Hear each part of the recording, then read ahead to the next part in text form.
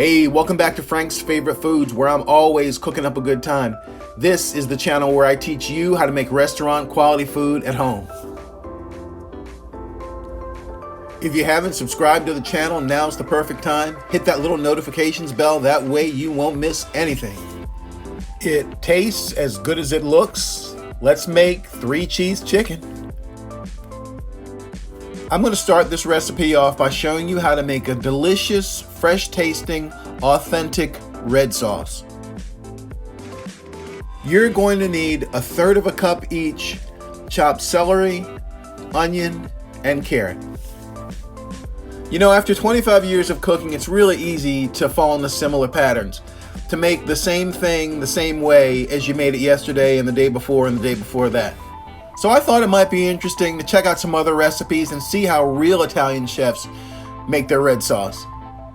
So this red sauce is a bit of a departure from what I'd done in the past. No garlic, no dried seasoning, no sugar, and no tomato paste. With the celery and onion and carrot chopped up, go ahead and place them in a food processor or blender. Once you've done that, add about 1/4 cup of extra virgin olive oil. Process this mixture until it's completely smooth and then set it aside. Next, we're going to process our tomatoes. An Italian variety of tomato called Roma is generally considered best for long simmering sauces like this one. Now take the vegetable puree, normally referred to as a sofrito, which means small vegetables cut up and cooked with oil, and go ahead and place it in a saucepan. Since everything in this mixture is raw, you're going to need to cook it for 10 or 15 minutes on low to medium heat. Now go ahead and add your tomato puree. I'm going to add a teaspoon of salt, a 1/2 teaspoon of black pepper. I'm going to cover the pot and let it simmer for 60 to 90 minutes.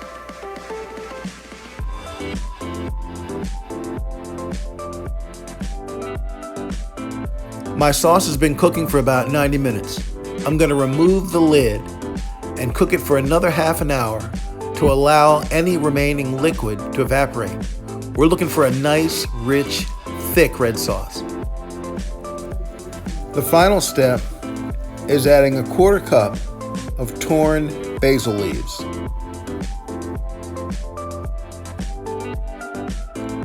Let's get started with the chicken. Once you've trimmed your chicken breast, go ahead and butterfly it.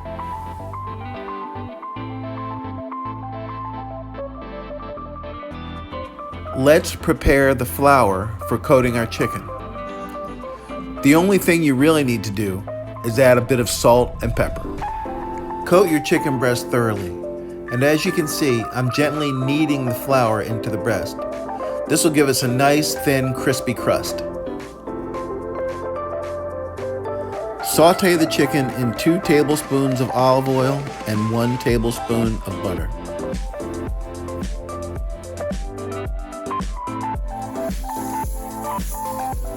Oh my gosh, that chicken breast looks good.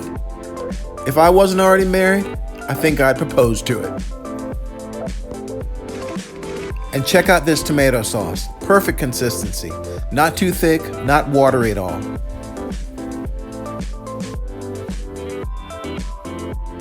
Now place the chicken breast on top of the red sauce. Inside, I'll place a combination of goat cheese and fresh mozzarella.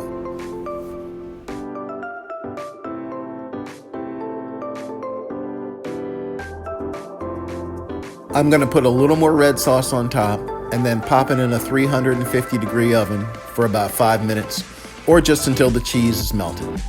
Risotto seems like the perfect accompaniment to 3 cheese chicken, and I'll be showing you that recipe in an upcoming episode.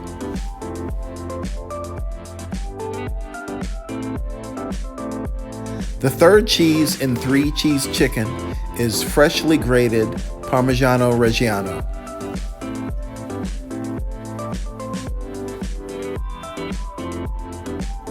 3 cheese chicken with homemade red sauce.